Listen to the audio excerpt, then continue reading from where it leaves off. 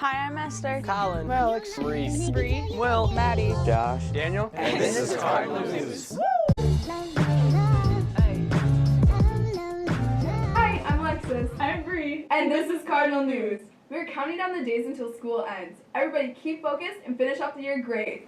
Now let's take a look at phone use inside of the classrooms. Phones have turned into a need in this society, from the educational purposes to Snapchat. Students will keep using their phones.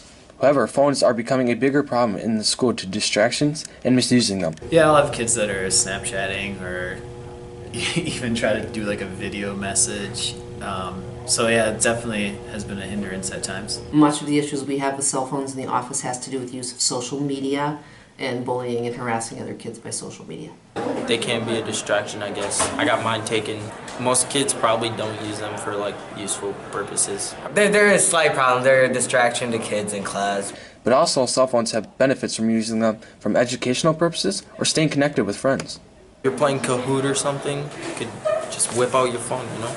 Talking to others and social access to others. If it's for appropriate use, I'm fine with it. I think there's apps and things that can help the classroom setting. I think kids use their cell phones for all kinds of things. They use them for calculators, they use them as calendars, they do a lot of planning with them. There are some apps on the phone that they're able to use educationally, and those all work really, really well as long as kids are able to be responsible. The solution for phones is that there should be a consistency of rules for classes and a discipline from home.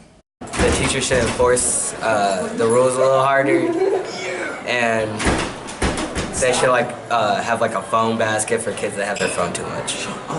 I think some teachers should just like I was in a class where the teacher didn't really care if you had your phone out. And I think people got more work done than if you're like constantly being hounded to like put your phone away. Because otherwise kids will like want to take out their phone then more if it's like a rule that you shouldn't have it out.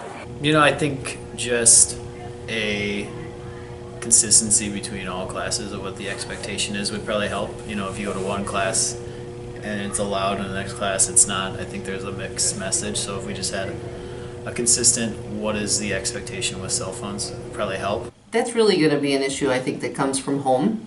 The parents have expectations for their students about how cell phones will be used and will not be used, what kind of behavior they expect for them to be using on social media and what they allow them to use for social media.